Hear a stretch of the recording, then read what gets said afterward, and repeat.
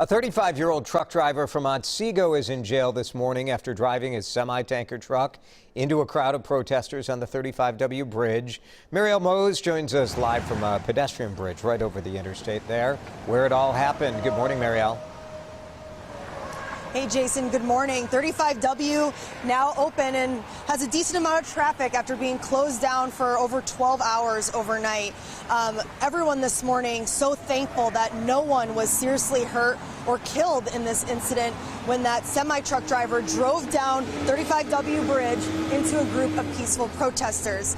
But we now know the name of the man behind the wheel. It's Bogdan Vechurko.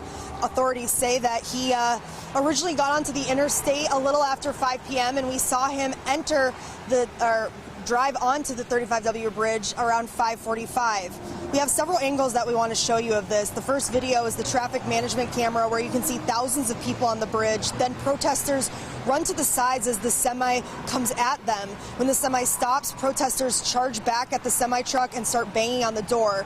And take a look at this video from Facebook. You can see the driver taking off again, driving over bikes before finally stopping.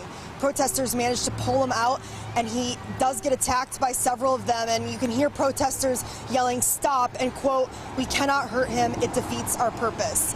Police officers did use mace to break up the crowd there, and the driver was taken to the hospital and arrested. Now the big question on everyone's minds this morning is how did that driver get there in the first place? Did he intentionally drive into the crowd, or did he accidentally get onto the bridge as it was being closed off to vehicles last night?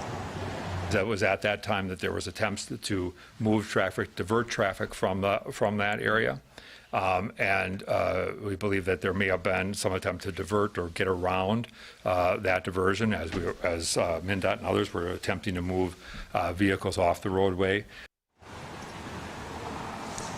And I've reached out to the BCA this morning to see if we can learn any more information on that arrest and if this driver could face possible assault charges. And we do want to note that originally MnDOT had announced that they were going to close down the interstates in the Twin Cities at 8 p.m.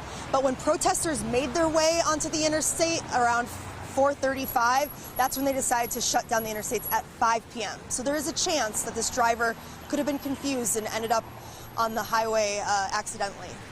Whether it was a panicked thing or a reckless thing, lots of questions about this. The state's saying their investigation is criminal, but we don't know what they base that on. So we look for more information today. Marielle, thank you. After curfew at 8 p.m. overnight, we saw dozens of people being arrested.